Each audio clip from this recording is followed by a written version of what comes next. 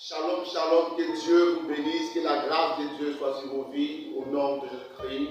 Bienvenue à l'émission Parole de vie, l'église Parole de vie, la voix du surnaturel, la voix où Dieu change de vie, où Dieu interpelle ceux qui sont encore à l'égarement. Que la main de l'Éternel te bénisse dans ce jour. Reste béni, bien-aimé, reste béni, encore reste béni. Nous sommes là pour vous édifier, nous sommes là pour vous enseigner. Nous sommes là à l'instant afin que le Christ que nous adorons puisse bénir par nos voix. Toi qui nous suis, toi qui nous écoutes, et que la grâce de Dieu te bénisse en cette période tellement difficile et lamenteuse. Béni sois-tu, Seigneur. Tout ensemble, nous allons baisser la tête et nous allons prier le Seigneur. Notre Dieu qui est aux cieux, que ton règne vienne, que ta volonté soit sur la terre, et mon Dieu. Bénis l'auditoire, bénis ton peuple, mon Dieu, mon roi. Bénis tous ceux, Seigneur, ô Père, qui sont connectés, Seigneur, et qui nous suivent. À toi seul la grâce, au nom de Jésus de Nazareth. Béni sois-tu, Saint-Esprit. Oui, bien-aimé, ce soir, nous avons un thème, nous avons un message pour toi. Nous avons un enseignement pour t'édifier, pour éclairer, pour clarifier beaucoup de choses en ce jour. Je suis mon serviteur, le prophète Salomon Tour. Alors nous avons un thème, et ce thème c'est « Il mérite que tu lui accordes cela ». Dis avec moi, il mérite que tu lui accordes cela. Si tu t'appropries ce sujet, je mérite que tu m'accordes cela.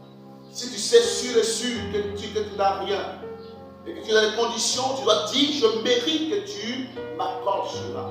Tu mérites que le Seigneur t'accorde cela. Alors voici le thème qui nous réunit en ce jour.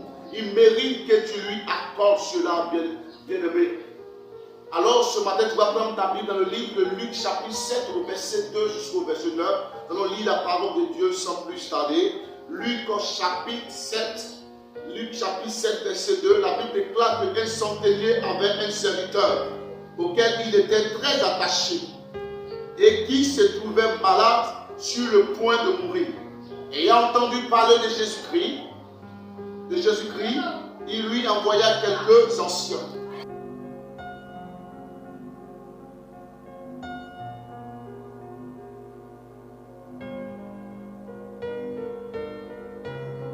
Quelques anciens des Juifs pour le prier de venir guérir son serviteur.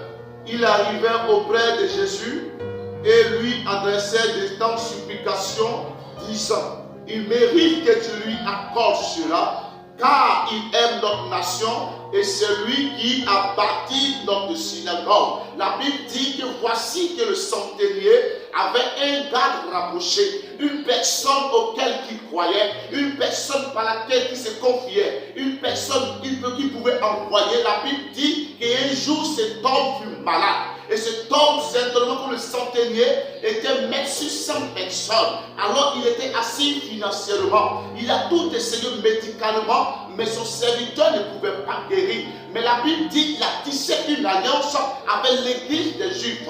Pourquoi? Parce que le rôle du centenier, c'était pour détruire l'église de Jésus-Christ. Mais cet homme n'a pas détruit l'église, mais cet homme a plutôt bâti l'église. Et la Bible dit, la solution qui restait à cet homme, c'était Jésus-Christ. Mais comment approcher Jésus? Parce qu'il ne le connaissait même pas. Alors il avait parlé de Jésus. Il va aller vers ses amis, ceux dont il a épaulé, afin qu'il puisse bâtir les temps. Alors cet homme, il va le voir que mon serviteur est malade. J'ai tout essayé, mon serviteur est malade. Et cet homme va vers Jésus. Qu'est-ce qu'ils vont lui dire? Il dit, Seigneur, il mérite que tu lui accordes cela. Jésus ne sachant même pas le témoignage, ils disent à Jésus, il mérite que tu lui accordes cela. Car le temps dans lequel tu prêches matin, midi, soir, c'est cet homme qui l'a bâti parce qu'il avait pour rôle pour détruire notre nation, mais il a plutôt bâti une synagogue. Bien-aimé, qu'est-ce que tu as fait afin que tu pries le Seigneur, afin que tu intercèdes devant la face de Dieu, pour que Dieu dise qu'il mérite que je lui accorde ceci. Qu'est-ce que tu as fait? Qu'est-ce que tu mérites, bien-aimé? La chose chose n'est pas que le matériel, n'est pas que le finance. Est-ce que tu mérites que le ciel s'ouvre sur ta vie? Est-ce que tu mérites que la vie que tu mènes change? Alors tu dois mériter toutes choses. Avec le Seigneur, c'est une compétition. Nous devons mériter. La seule n'est pas que chaque fois, tu vas prendre la Bible, te promener de quartier en quartier pour annoncer l'évangile. Mais au fond de toi, est-ce que ta vie est réelle? Ta vie est réelle? Est-ce que tu mérites que Dieu t'accorde cela? Alléluia. Il mérite que tu lui accordes cela. Car cet homme a bâti notre synagogue. On va un peu plus descendre encore. Jésus étant allé avec eux, n'étant guère éloigné de la maison, quand le centenier envoya des amis pour lui dire, Seigneur, ne prends pas tant de peine, car je ne suis pas digne que tu entres sous mon toit. Imagine encore, cet homme est circoncis, cet homme païen, cet homme qui adore les idolâtres, cet homme qui adore Astarté et Baal.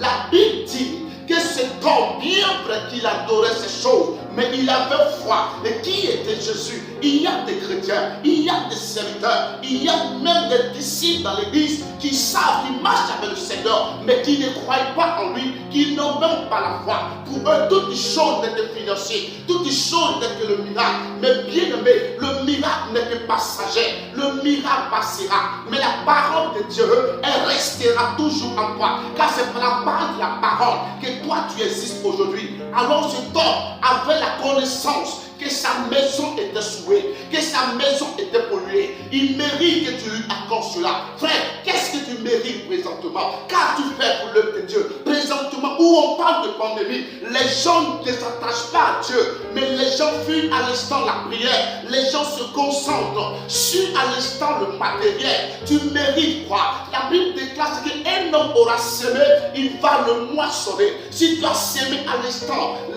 l'incrédulité, tu as semé à l'instant la convoitise, tu as semé l'avarice. L'avarice, attends-toi que le temps viendra où tu vas semer ces mêmes choses, car tu mérites que ces choses t'arrivent. Il mérite que tu lui accordes cela. Qu'est-ce que tu mérites, mon frère, ma soeur? Bien-aimé du Seigneur, qu'est-ce que tu mérites? On dit il mérite que tu lui accordes cela.